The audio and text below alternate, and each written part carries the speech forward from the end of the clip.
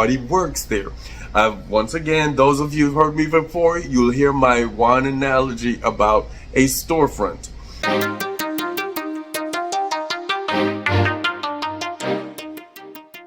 And welcome back to the Angry Teacher channel. I'm Rich Williams, the Angry Teacher, and if it's your first time here, thank you for swinging by.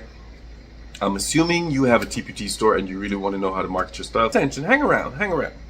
So, I'm going to go over 5 things. Oh, by the way, if you've been here before, thanks for coming by. You know I love you to death. You are why I am. That is deep. I should make a t-shirt. Anyway, you're the reason I'm here. You're the reason I'm hanging around. You're the reason I'm giving all this information because I want you to be successful. Am I uber successful? Once again, no. I'm still on this journey, but I'm dragging you along because I want us to be successful at the same time. Some of you will surpass me. Some of you already have. And I'm excited for you because that's what we do in this community. We love on each other. Ironically, the name of the community is the Angry Teacher Community. Anyway, I ain't mad at nobody. We're going to get started, all right? So, there are 5 things I'm going to go over. And this is coming from different blogs or things I've noticed. And you can check it out yourself for more. I'm just going to give you like snippets of each one of these. So it's not too in-depth. If you have further questions, hit me up down below. Oh, my bad, I forgot. Don't forget to hit the subscribe and the like. So people know, the algorithm will know that people are watching and engaging in the content. So they'll slip me out to other people and we'll get this community up and thriving. All right, thank you. So let's get started. Know who your target audience is. That's number 1. Yes, I'm sure you've heard of, or if you haven't, there are videos that you can check out on YouTube here. Or I don't think I've made a video. I think I have made a video. I'll try to find it and link it for you up here somewhere. About knowing who your avatar is. Now I teach English, middle through high school, the secondary grades, and so I know who my teacher is. It's for the novice or the seasoned who just want to shake stuff up a little bit. I give activities. Sometimes I rarely do, but sometimes I give lessons and suggestions. But I like giving suggestions because I work at a school and I've worked there for billions of years where the district and the subgroups that the district made to, because we're that kind of a school, come in and tell us what to do. I don't want to be that kind of a seller, so I literally just give you, here's a list of activities, choose whichever one you want, whatever works for your IB class, for your general ed class, for your ESOL, ELS, whatever class it is. That's why I exist as a store. So here's the thing. The first thing is you have to know who you're selling to. It helps with them connecting with you and knowing that their resources are coming from someone that understands their classroom or understands what they're going through. It helps with expectations. If I know that I can always go to the Angry Teacher store, for example, and get essay prompts, or get grammar exercises, or I can always go to whatever your store is and get seasonal resources, then I'm gonna go there. That's something because they know that this person teaches elementary music or teaches elementary science, and they always produce something that I can use that becomes your type of client. So you focus on them and you get stuff out to them. All right. You'll also know what they need and when they need it. For example, again, in English, like at in the high school where I work, 9th grade, and most high schools anyway, 9th grade, we still teach Romeo and Juliet. So I'll tweet those resources. I'll get those resources on my page, in one of the 4 featured, or advertise that a lot more because 9th grade is where we are, especially at the end of the year after testing. That's when they get Shakespeare. That's where they have time to actually do it. Or I have end of year surveys and things that will pertain to that year for secondary teachers.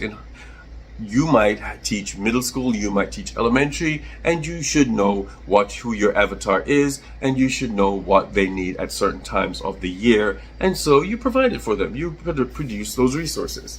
So that's number 1.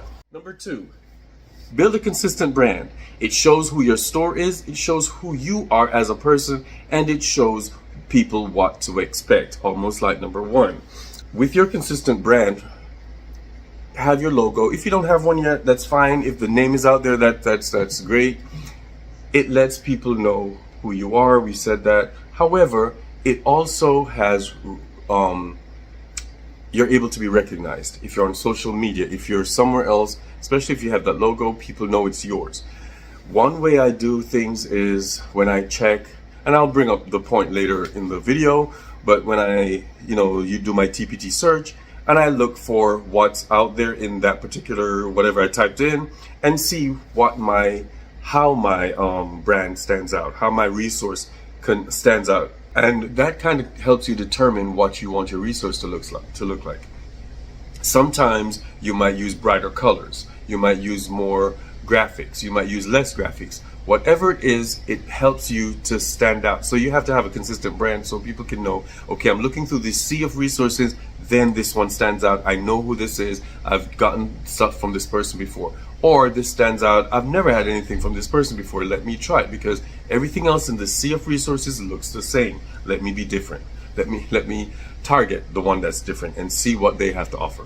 All right, so that's number 2, build a consistent brand. Number three, create an enticing store page. Now, TPT has once again changed the way the store page looks. It changed the way when you click on a resource, how it shows you the specs of the resource. With that said, nothing to worry about. Yours still needs to be nice, clean, fresh, and it needs to stand out. We no longer can do GIFs, so there's nothing moving around. However, your resource, your cover pages, your thumbnails, your previews, if you have videos, make it so that it stands out, not necessarily more than others, but there's something that when people click out of your store, they still remember it, so they can come back to it.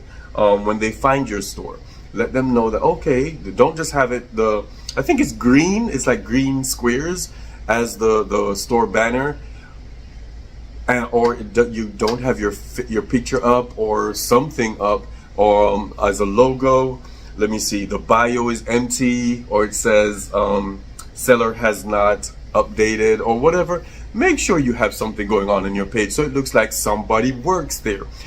Once again, those of you who've heard me before, you'll hear my one analogy about a storefront. If you have a storefront, you would have signage up. You would not just have the empty building and have customers coming in and you would expect purchase and sales from them. So the same thing with your online presence. Make sure your store is up to date. Make sure your banner is looking nice and tight. Make sure the thumbnails are looking nice and tight. The store bio, the description for each resource. And if you've seen any of my other videos, summer is a good time to refresh things, to keep up and get things ready for the upcoming back to school sales. So make sure your descriptions are SEO friendly. Even if they're not SEO friendly, make sure something's going on them instead of it just says seller has not updated or whatever. Make sure that you are ready to entice and intrigue your customers, because you want them to come. You want them to come, and not just come, you want them to stay and click around some more. So make sure the covers for the different things excite them enough to hang around. All right. Number 4, produce project listings that convert. Now, for a while, it took me a while to figure that out. It took me a while to figure out what that even meant. But simply put, know what the pain points are of teachers and how you can live up to helping them. Now, it requires having a clear description, high quality thumbnails and covers, almost like the thing the third item I just mentioned, and previews. If you can do a preview and a video, that's even great. But that helps with the conversion, because if people see and have a good idea of what the resource is, chances are they'll buy it. The pain point I wanted to talk about, and I probably need to, and I don't think I know everything. I want to learn as much as you do, and I consistently try to learn. Webinars, the different workshops that are thrown out by the array of dynamic sellers out there. I try to sign up for as many as I can because I want to learn. I want this to work. So I want the same for you. Hey, sweetie. Coming to help? I guess that's a no. Anyway, where was I? They always throw me off. Oh my gosh, they always throw me off. Anyway, the pain point. I teach high school English, taught middle school English as well. So, do we have a pain point? Yes, the grammar, kids need to know this, they need to know X, Y, and Z. However, there's a part of my resources, a part of my store that I'm not necessarily solving anything, because if an English teacher knows that they need to read The Grapes of Wrath, they're going to go look for The Grapes of Wrath. I guess the fact that there's a resource for it is a pain point. They're like elementary school, your kids are not counting or on grade levels, so that's your pain point. Or you're trying to work on your speed, you want to have more time at home, so no prep would be a thing. Or story maps. Simply, there's some things that I don't think translate into high school or secondary resources, because a lot of secondary teachers, they already know what they need, and I think that is the pain point. Make sure it's available for them. But for the most part, if I'm teaching Macbeth, I just need questions, or I need something that, and that's why I think my store is successful, is because I give activities as well. High school teachers are known for whether it's good or bad, I'm not judging. They're just known for, here's what we're reading, we're going to read it together, possibly, or read it by yourself, answer these questions. I give an alternative. So the pain point is a little bit different for secondary, I believe, versus elementary and the other lower levels. If you need to teach them how to count by fives, then that's a pain point, and kids never usually understand certain things, so you create a resource for it. That is something to pay attention to. So your product listing needs to identify these things so people know, oh, wait a minute, my kids have that issue too. How about I get this for them, So let me know down below if it's the same thing for secondary. Is the pain point the same, or is it a little bit different for us? Lastly, number 5. Work on your SEO strategy. Number 5. What does SEO mean? Search engine optimization. When I type something in, I have to make sure that whatever I've typed in bounces up to the top of the list, because it helps people find me quicker, finds me more readily, and I'm able to make sales from that, as opposed to being on page 10 of Google or TPT or Bing. TPT claims that they're helping us out by pushing our stuff out there more. So, hey mama. So that's always a good thing. Please ignore the butt. Ignore the butt with this swishing tail.